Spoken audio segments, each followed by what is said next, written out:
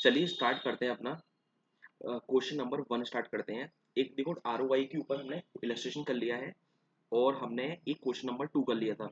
एक खाली question number 1 बचता है, वो फटाफट से कर लेते हैं। बेसिक क्वेश्चन है आरओआई का। तो देखो आरओआई में सबसे पहले क्या पूछा है कि कैलकुलेट कीजिए लास्ट ईयर आरओआई। तो लास्ट ईयर आरओआई ये दे रखा है, लास्ट ईयर का डेटा दे रखा है मुझे ये।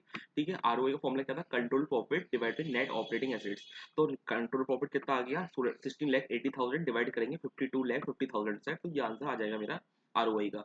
अब कह रहा है कि discuss whether manager of division 2 should accept और reject the new product line if he take the decision based on solely of division ROI.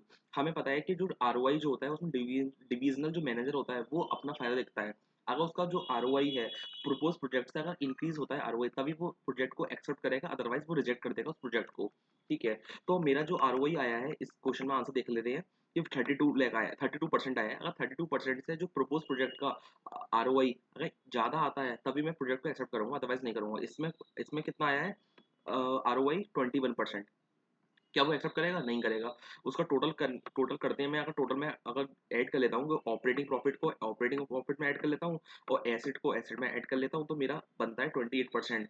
और मेरा पहले प्रेजेंट आरओआई था 32% और मेरा अब जो आरओआई है वो 28% है। क्या मुझे एक्सेप्ट करना चाहिए, या आरओआई के बेस पर डिवीजन मैनेजर होगा वो हमें ऑलवेज रिजेक्ट करेगा, क्योंकि उसका आरओआई जो है ना वो डिक्रीज हो गया। लेकिन लेकिन लेकिन हमें क्या देखना है कि हम आंसर तो कंप्लीट हो गया, लेकिन मैं एक और बताता हूँ कि इसमें जो होता है ये गोल कांग्रेस को प्रमोट नहीं करता। इसमें क्या है, गोल कांग्रेस प्रमोट क्यों नहीं करा, अगर सपोज करो उसका कंपनी का आरओआई होता 20%, क्या उसको एक्सेप्ट करना चाहिए था।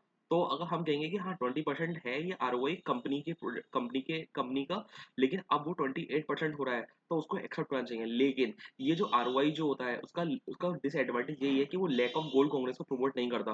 वो अपना फायदा देखता है, वो देखता है कि मेरा 32% है, अब मेरा 28% हो गया, मैं उसको एक्सेप्ट नहीं करूंगा। तो ये होता है कंप्लीट क्वेश्चन को। अब करते हैं नेक्स्ट। तो यही सब इसमें थ्योरी में जो लिखा है ना, जो मैंने बताया आपको, वो यही लिखा हुआ है सारा। ठीक है, चलो अब नेक्स्ट क्वेश्चन करते हैं।